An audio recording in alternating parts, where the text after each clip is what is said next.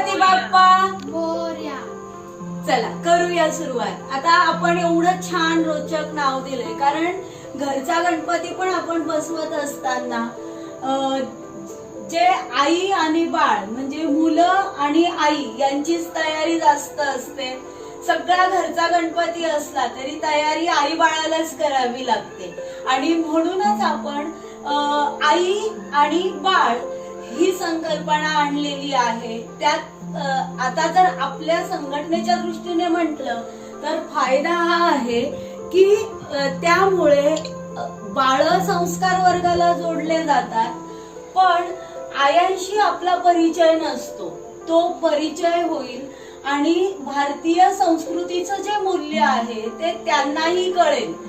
आईकडनं जेव्हा मूल काहीतरी शिकायला लागतं ते तेव्हा सगळ्यात चांगलं बसतं आणि म्हणूनच ही संकल्पना आहे.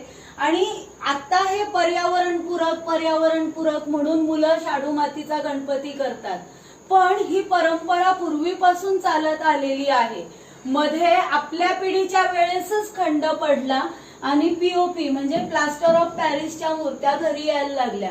पण त्यामुळे झालं काय की जो हाताचा ओलावा होता, जी माहिती एका पिढीकडनं दुसऱ्या पिढीकडे जात होती ती जाणं बंद झालं आणि हे सुरू व्हावं यासाठीच हा प्रयत्न आहे.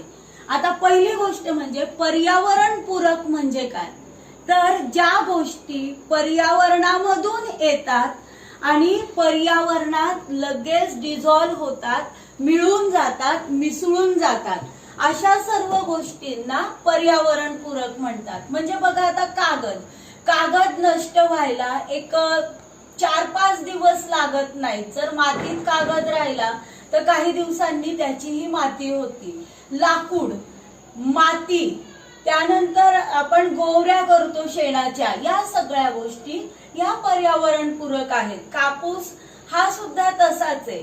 प्लास्टिक, पीओपी या गोष्टी हजारो लाखो वर्ष मातीमध्ये तशाच राहतात आणि मग त्यांची विटंबना होत राहते. आपण हे दृश्य तर नेहमीच बघितलंय की जेव्हा पीओपीच्या मूर्ती ह्या विसर्जनानंतर लाडकोड केलेला आपला बाप्पा जेव्हा विसर्जित होऊन नदीत जातो त्यावेळेस दुसऱ्या दिवशी त्याचे हाल बघवत नाही. आणि हे असं पूर्वी कधीही होत नव्हतं. प्रत्येक घरात आपल्या शेतातल्या बागेतल्या मातीचा गणपती हा केला जायचा. पार्वतीने सुद्धा काय केलेलं आहे, खड्याची पूजा केली, त्याला शंकर म्हटलेलं आहे. तसंच गणपती बाप्पाची ही संकल्पना होती. मोठ्या प्लास्टर ऑफ पॅरिसच्या मूर्त्या, प्लास्टिकचं डेकोरेशन या गोष्टी आपल्या संस्कृतीचा भाग नाहीत आणि हे मुलांना सांगायची आपल्याला गरज आहे. आता आपण साहित्याकडे वळूया. सगळे तयार आहेत ना साहित्य लिहायला? थंब दाखवा बरं, कोणत्या प्रकारची माती आहे बरं? मी मुद्दाहून वेगवेगळे पर्यावरणपूरक गणपती कसे होतील हे तुम्हाला आधी सांगते. आता ही जी माती आहे पहिली दिसते हिचा रंग कोणता आहे रे? ग्रे. अशी ग्रे माती आहे. ही शाडू माती आहे. ही आपल्याला विकत मिळते. साधारणतः 25 किलोचं पोतं असतं, ते 300 रुपयापर्यंत मिळते. मी हे सगळं का सांगते कारण आपल्या शिक्षकांना हे करायचं आहे. तर माती कुठे मिळते, साधारणतः काय आहे अंदाज, हे सगळं कळावं म्हणून मी सांगते. लाल माती मात्र ही आपल्याला जिथे रोप कुंड्या मिळतात अशा ठिकाणची ही लाल माती आहे. पण ही अगदी छान पिठीच्या चाळणीने मी चाळून घेतलेली आहे, त्यामुळे ही वस्त्रगाळ झालेली आहे. त्याबरोबर यासारखी आपली शेतातली माती ही दिसते, तीही वापरली तरी चालेल. आता त्याबरोबर लागणारं साहित्य, काही वेळेस आपण पर्यावरणपूरक गणपती म्हणून कागदाच्या लगद्याचेही गणपती तयार करतो, पण याची माहिती मी नंतर सांगते. आता आधी आपण कशी माती भिजवायची हे शिकूया. फक्त शाडूच्या मातीचा करायचा असेल तर तोही करता येतो, पण मग त्याला डेकोरेशन जरा जास्त करावं लागतं. पण लाल माती बरोबर शाडूची माती घेतली तर त्याचं स्ट्रक्चरही मऊ येतं आणि दिसायलाही ही मूर्ती खूप आकर्षक दिसते. त्यासाठी जर समजा एक मूर्ती करायची असेल तर अशा 2 किंवा 3 वाट्या माती लागेल. एक एवढ्या साईजची मूर्ती. आता इथे माझ्याकडे एक कागदाच्या लगद्याची मूर्ती आहे. या एवढ्या साईजची मूर्ती करायला साधारणतः 3 वाट्या शाडूची माती आणि 2 ते 3 वाट्या लाल माती एवढी माती घ्यायची आहे. या मातीमध्ये कापूस हा घटक थोडासा ऍड करायचा. कारण कापूस का, तर कापसाचे जे रेषा असतात या मातीला एकमेकांशी बांधून ठेवतात आणि त्याचं स्ट्रक्चर छान तयार होतं. त्यामुळे हे कापूस त्याच्यामध्ये मिसळायचा आहे. त्याबरोबर पंचगव्यही मिसळायचं आहे. कारण आपण ज्या वेळेस गणपती तयार करायचो शास्त्रोक्त पद्धतीने त्यावेळेस सर्व पवित्र गोष्टींचा वापर केला जायचा. पंचगव्य म्हणजे काय रे? कोणकोणते 5 पदार्थ असतात गाईचे? तूप, दही, दूध, शेण आणि गोमूत्र. बरोबर. तर असे हे पंचगव्य असतात आणि या पंचगव्यांनाही या मातीमध्ये मिसळलं जातं.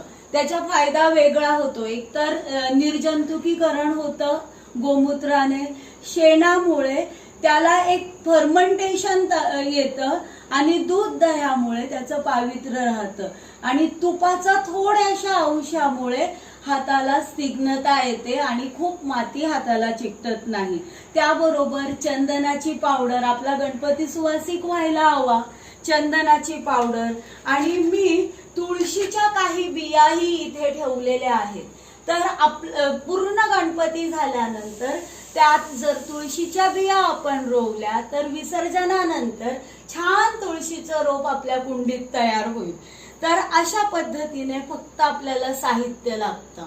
हे साहित्य परत एकदा मी सांगते: शाडू माती, लाल माती, थोडासा कापूस, एक 4 वातींचा फक्त, त्याबरोबर थोडंसं पंचगव्य आणि थोड्याशा तुळशीच्या बिया. हे सगळं साहित्य एका बाउलमध्ये घेऊन एकत्रित अगदी कणिक मळतो त्या पद्धतीने मळायचं आहे. त्याबरोबर लागणारं साहित्य म्हणजे गणपती आपल्याला ज्यावर बनवायचा आहे ते घरातलं ताट, वाट्या, चमचे, आपल्याला ज्या गोष्टी एक छान आकाराच्या वाटतील त्या सगळ्या आपलं साहित्य होऊ शकतं. त्याबरोबर लाटण्यासारखं साहित्य, जरा नीट करण्यासाठी ब्रश, काही टोकदार वस्तू, ब्रश, अशा सगळ्या गोष्टी आपल्याला साहित्य म्हणून वापरता येईल. चला तर आता आपण प्रत्यक्ष गणपतीकडे वळूया. बसायला काही देतो का जमिनीवर बसवतो? बसायला काहीतरी देतो. पूर्वीच्या काळी पाट दिले जायचे बसायला आणि म्हणूनच आपण गणपतीच्या आसनाची सुरुवात करूया. पण त्याआधी आपण कोणतीही सुरुवात करताना हळदी कुंकू लावून अक्षत वाहून सुरुवात करत असतो आणि म्हणूनच हळदी कुंकू आणि अक्षत लावायला कुणीही विसरायचं नाही. चल शौर्य, आपण बाप्पाच्या ठिकाणी हळदी कुंकू वाहूया.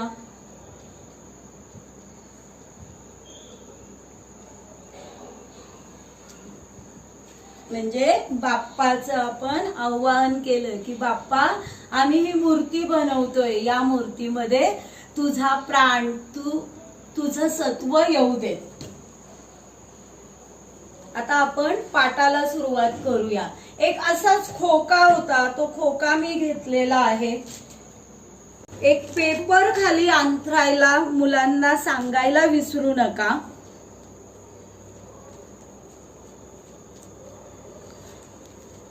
शौर्य, हा आकार असा धर बरं जरा.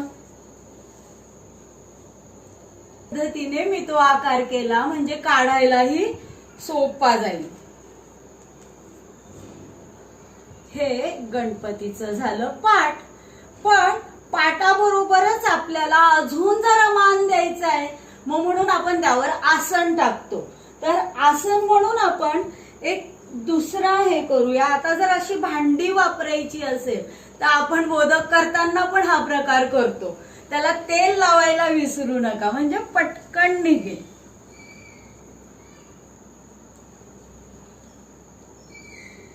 तुम्ही बघा माती लगेच हाताने व्यवस्थित होतीये.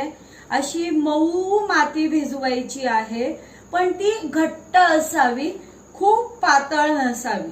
असा हा आकार तयार करून घ्यायचा आहे. या आकाराला नंतर नीट शेप द्यायचा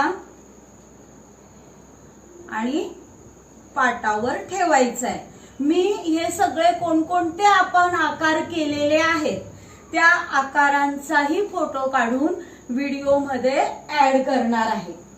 छानपैकी आपल्या बैठकीवर, मग गणपतीच्या बैठकीचा भाग आपण एका सगळं जर आपण बाहेर बघितलं तर सगळे आकार आपल्याला कसे दिसतात, जॉमेट्रिकल, भौमितिक.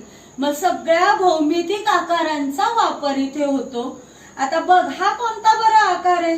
सिलेंडर. सिलेंडर म्हणजेच काय, मराठीमध्ये काय म्हणतात सिलेंडरला? दंडगोल. दंडगोल. हा दंडगोलाचा आकार म्हणजे गणपतीची बैठक. आता मी समोर बघून करणार आहे, तुमच्याकडे दिसेल, तुम्ही मला सांगा हा बरोबर आहे की नाही. आता दंडगोलानंतर गणपतीचे 2 पाय करायचे आहेत. ही बैठक झाली. 2 पायांसाठी आपण एक दंडगोल घेतला आणि बरोबर असे 2 भाग करून त्याचे 2 गोल तयार केले. हा एक गोल तुला, हा एक गोल मला. आता याचा आपण एक बिंदू शेप करूया, ड्रॉप शेप. मुलांना आजकाल व्यवस्थित दिसत नाहीये. हा, आणि ड्रॉप शेप बरोबर गणपतीच्या पुढे लावायचा. एक पाय खाली आहे आपलं थोडसा आणि एक पाय इथे. अशा पद्धतीने आपण हे 2 ड्रॉप लावले. आता गणपतीला एक त्याच्या पोटावरनं नाव दिलं जातं. काय बरं नाव आहे ते? लंबोदर. लंबोदर म्हणजे काय? मोठे पोट. मग त्यासाठी आपल्याला मोठा गोल हवा की नाही? मग आपण एक मोठा गोल तयार करूया. कर बरं पटपट पटपट गोल. आणि दरवेळेस पाणी लावायचं म्हणजे एकमेकांना भाग व्यवस्थित चिकटतील.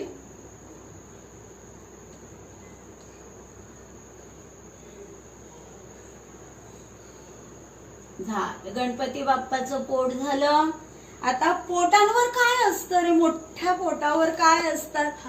गणपती बाप्पाचे छानशे रुंद खांदे.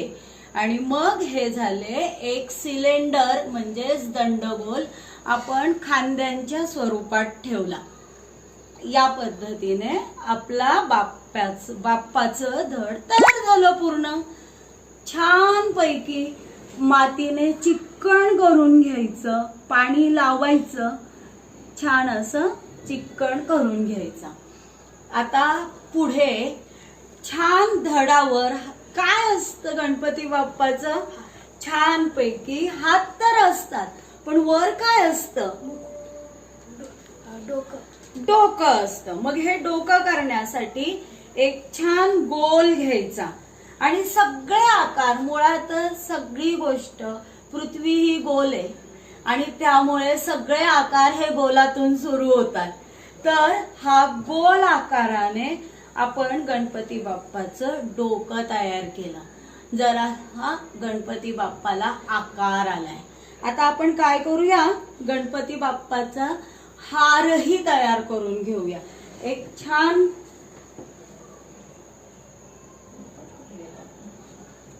एक छोटासा असा मी लहान मुलांचं खेळण्यातलं पोळपाट घेतलंय.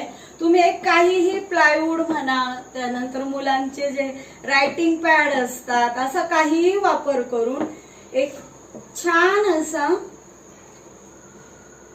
नागोबा सारखा शेवाई तयार करून घ्या आणि ती बाप्पाच्या गळ्यात आपण घालूया.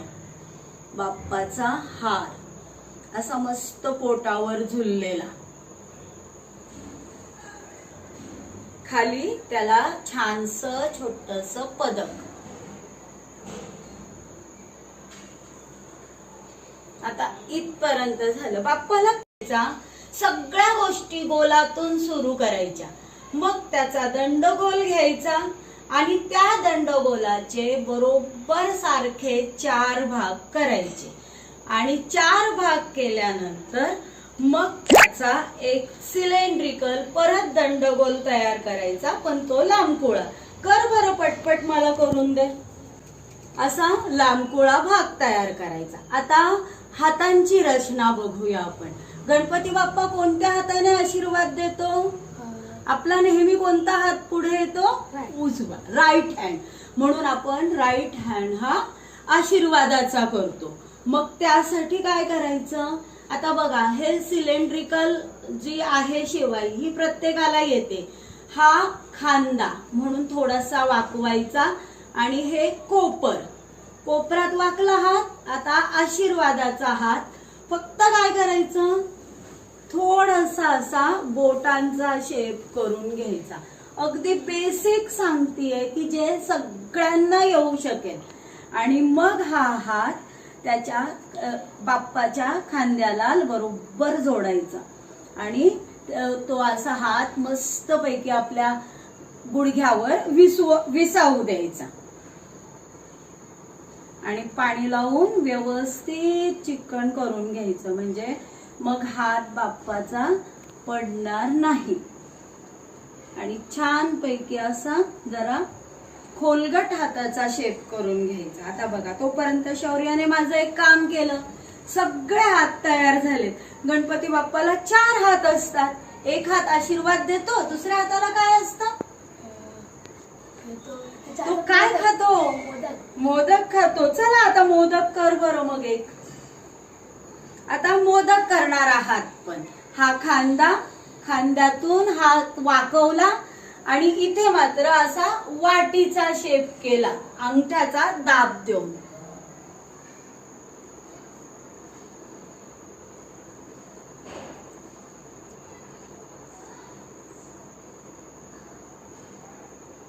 दुसऱ्या आपल्या गुडघ्यावर छानपैकी मोदकाचा हात झाला. असे 2 हात बाप्पाचे तयार. ठेव बरं मोदक त्याच्या हातात. खूप छान. आता बाप्पाचा एवढा हात झाला तयार. त्या गोलाला आपण ड्रॉप शेप दिला. फक्त ड्रॉप शेप करताना आता पुढचा भाग जरा जास्त निमुळता करायचा आणि वरच्या भागाला असा अंगठ्याने दाब द्यायचा. जो भाग आपण दाब दिलाय तो चेहऱ्याला जोडायचा.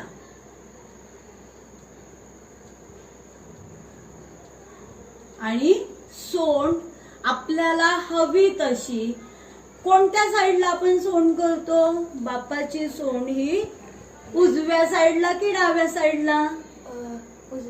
उजव्या साईडला. तर दोन्ही साईडला चालते, पण आपण नेहमी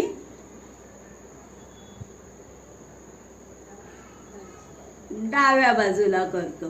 तर अशी डाव्या साईडला वळलेली सोंड ही करायची. ती बाप्पा बरोबर मोदक खातोय अशी वाटते. आता 2 हात झाले, सोंड झालं. आता आपल्या बाप्पाला रूप यायला लागलंय. आता पुढे हे 2 हातही आपण जोडून घेऊया. आता गणपती बाप्पाला 4 हात असतात. पण 4 हात बरं का शौर्य, ही माहिती तुला नवीन सांगतेय. 4 हात असतात तर एका हातात असतं, आपण म्हणतो पाशांकुश वाहिनम. तर पाश म्हणजे काय? बंधन. गणपती बाप्पाचा प्रत्येक अवयव हा आपल्याला काही ना काही शिकवत असतो. एवढं मोठं पोट का? तर जगाच्या सगळ्या वाईट गोष्टी, त्यांनी केलेले वाईट कृत्य हे पोटात घेऊन ते आपली मुलं आहेत असं सांगणं. मग सोंड का? तर प्रत्येक गोष्टीला अगदी सूक्ष्म पद्धतीने बघणं. गणपती बाप्पाचे डोळे पण बारीक असतात. तर आपण 4 हात करतोय, त्याच्यापैकी एका हातात असतो पाश म्हणजे बांधून ठेवणे, सगळ्यांना बांधून ठेवायचं. आणि अंकुश म्हणजे जे हत्तीला सांभाळण्यासाठी ते माहूत वापरतो ना, त्याला अंकुश म्हणतात. म्हणजे आपण नियंत्रण पण ठेवायचं, बांधून पण ठेवायचं आणि नियंत्रण पण ठेवायचं. असं पाशांकुश. म्हण बरं. पाशांकुश. आता आपण हे हात तयार करूया. आता हे असे हात असतात आणि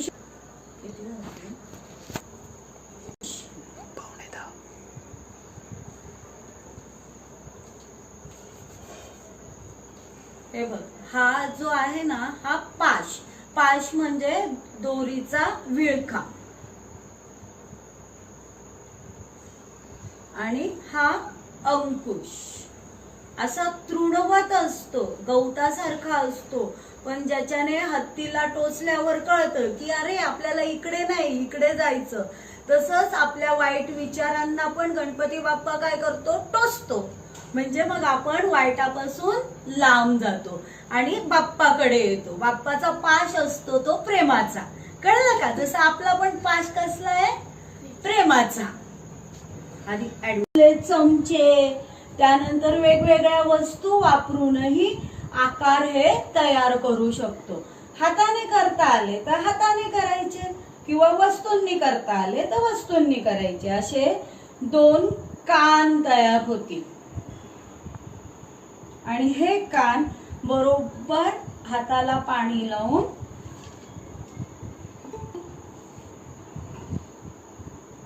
व्यवस्थित डोक्याच्या मागून बाप्पाला लावायचे. नंतर आपल्याला आकार आपल्या पद्धतीने छान करून घेता येतो. पण बेसिक तयार व्हायला पाहिजे की ज्याच्यात बाप्पाचे सगळे अवयव येतील.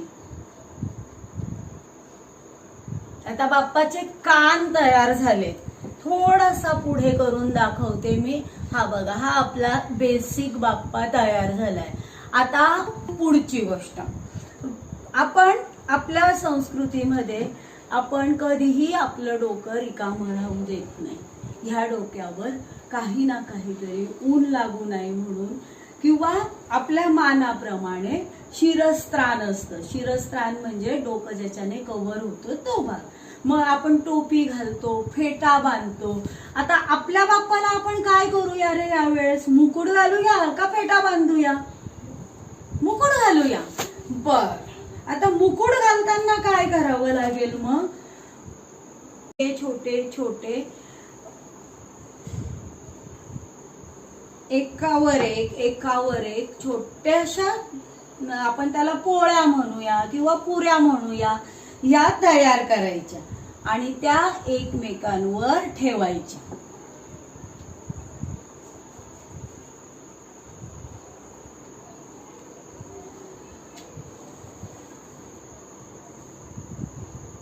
असा आपल्या बाप्पाचा मुकुट तयार झाला. आता आपण बाप्पाला एकदंत, हेही एक नाव आहे. का म्हटलं जातं बरं एकदंत बाप्पाला? एक दात त्यांचा पूर्ण आहे आणि एक दात अर्धा. बरोबर, एक दात पूर्ण आहे, एक दात अर्धा आहे. त्याच्यात पण एक गोष्ट आहे माहिती का तुला? अर्धा दात का होता बाप्पाचा? कारण परशुरामांनी परशुने त्यांचा दात तोडलेला. अरे नाही रे बाबा.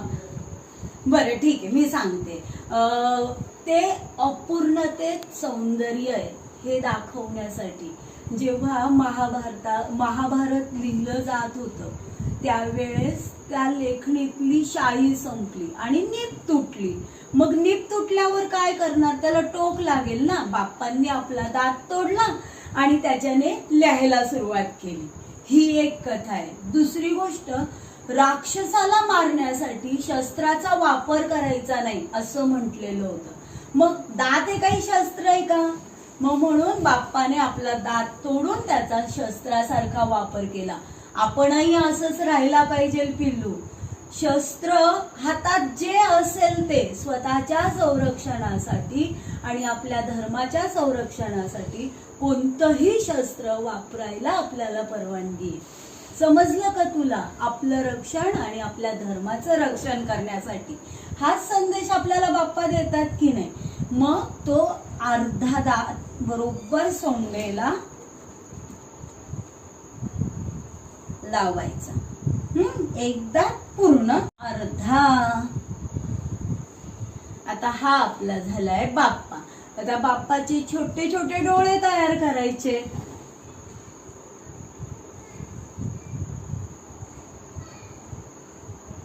आता थोडंसं मी माझ्याकडे घेते.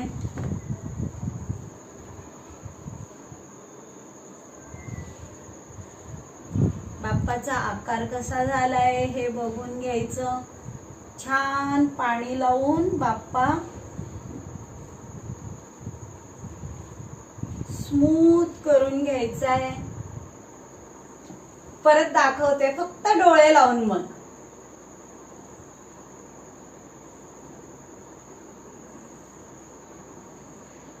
आणि हे असे 2 डोळे.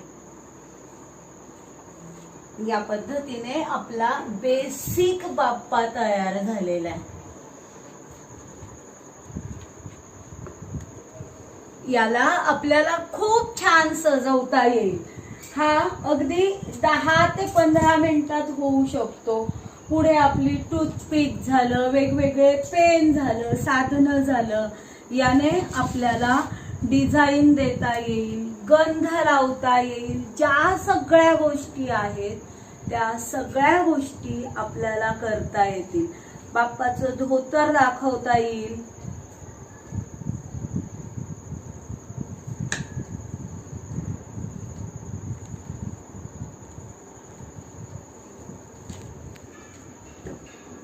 असं छान धोतराचा जो कल असतो तुरा करता येईल धोतराचा.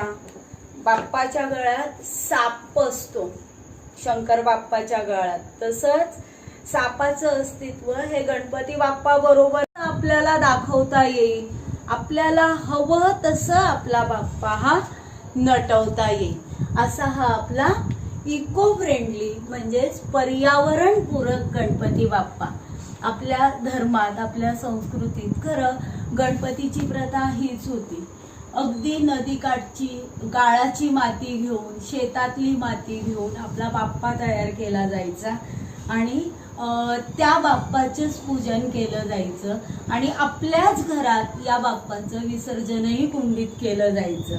आणि म्हणूनच आपला वृक्ष बाप्पा हा तयार व्हावा यासाठी परत आपण काय करू शकतो, थोडीशी मूर्ती वाळली की त्याच्यामध्ये तुळशीच्या बिया टाकू शकतो आणि बाप्पाच्या विसर्जनानंतर आपली तुळस घरात आपल्या बाप्पाचं अस्तित्व सतत कायम राखू शकते. समजलाय सगळ्यांना गणपती बाप्पा?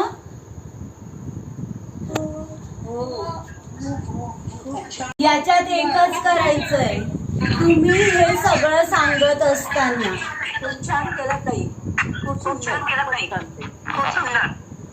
आता काही गोष्टी मी सांगतेय.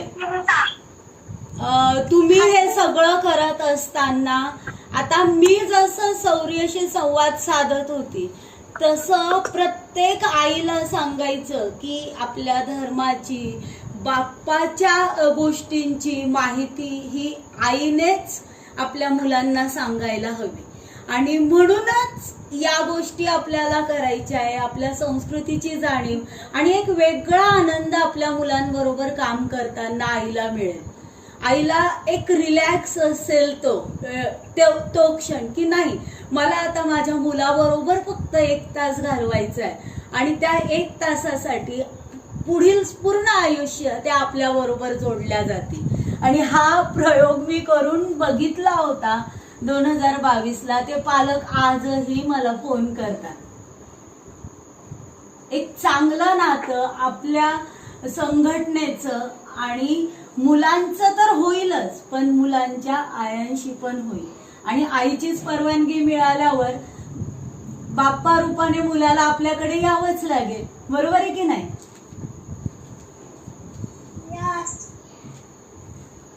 करणार ना सगळे गणपती?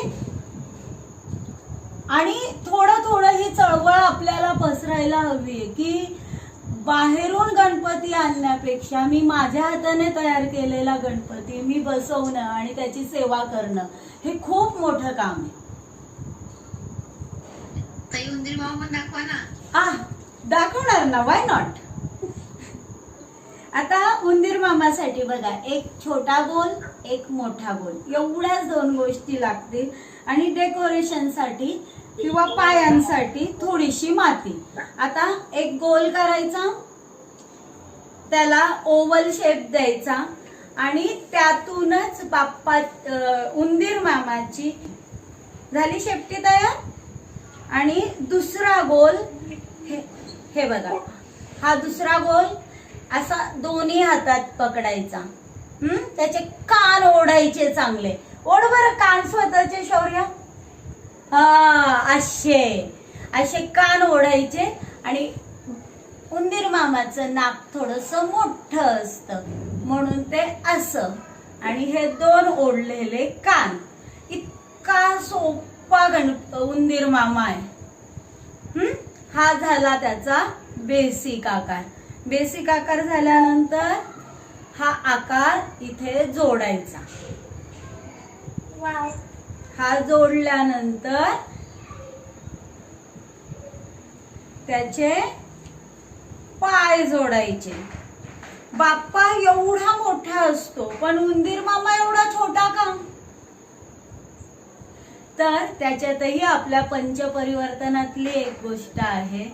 सगळे आपले आहेत. प्रत्येक भूत मात्र, प्राणी मात्र हा माझा आहे आणि मी त्याला सन्मान देईल, तो माझ्या जवळचा आहे, ऍडमिट कर, हे सांगण्यासाठी बाप्पाने उंदराचं वाहन स्वीकारलंय. उंदीर मामाचे पाय आणि असा हा उंदीर मामा, त्याची शेपूट.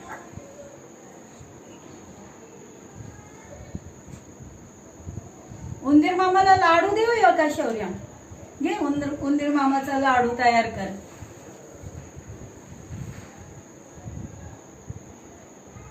दिसतंय उंदीर मामा?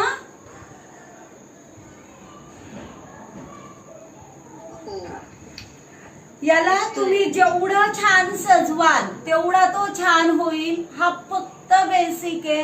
याला अजून एक अर्धा तास घालवला तर अगदी नीट रेखीव वाखीव असा बाप्पा तयार होईल.